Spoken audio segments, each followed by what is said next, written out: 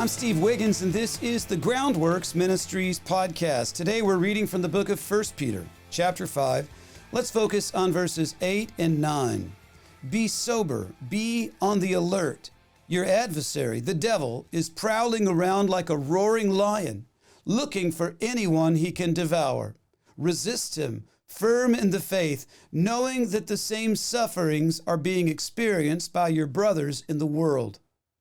Now, there is a similarity between Peter's calling and that of King David in the Old Testament. Now, let's consider David's story. Israel was at a stalemate in their war against the Philistines, and a giant Philistine named Goliath was taunting Israel to send a man to settle the war, mano a mano, man to man. And a worship-leading shepherd boy named Dave, not even old enough to be in the army, found himself standing before King Saul.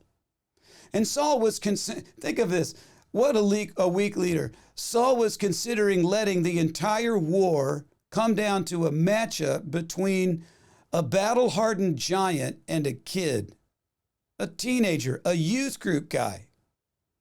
Can you imagine this conversation? David's like, don't let anyone be discouraged by this giant. Your servant will go and fight this Philistine. It's Saul's like, you can't fight this Philistine. You're just a kid, and he's an experienced warrior. And then David says, well, your servant has been tending his father's sheep. And whenever a lion or a bear came and carried off a lamb from the flock, I went after it, struck it down, and rescued the lamb from its mouth.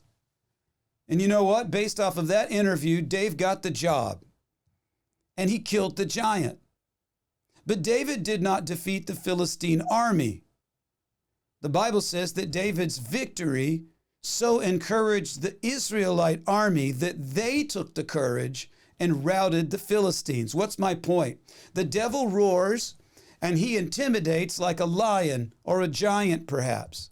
Consider 1 John chapter 4, verse 4. But greater is he who is in us than he who is in the world. We must take courage in our day and faithfully resist the devil, and he will flee from you, because the Bible says so. Because your faith is backed up by the promise and the power and the presence of God.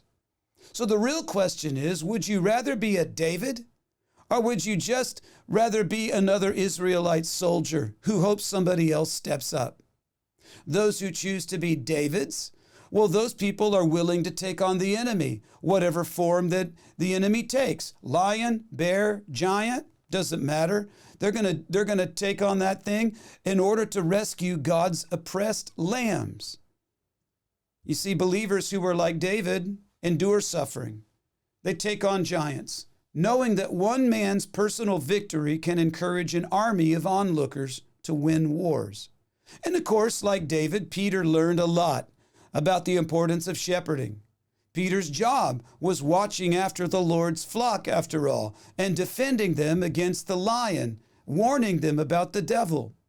John 21, verse 17 says this, and Jesus said to Peter, feed my sheep. I have a question. Whose sheep are you feeding? Are you just feeding yourself when you go to church? Just hogging the trough? Or are you one who says, you know what? I'm going to make myself meek to the Lord, and I'm going to go wherever he calls me in order to shepherd his people. You don't have to be on a church staff to do that. As a matter of fact, I think he prefers if you're not. Just be out there in the city that you live, right? In the town that you live in, seeking the Lord, obeying the Lord, and sharing the Lord with anyone that you run across. I'm Steve Wiggins, and this is the Groundworks Ministries podcast. Now, Groundworks Ministries operates entirely through financial donations from faithful people like you. And yes, we need your monthly support. Donating is secure, and it's easy at our website, groundworksministries.com. You know another way to help? Tell people about Groundworks Ministries.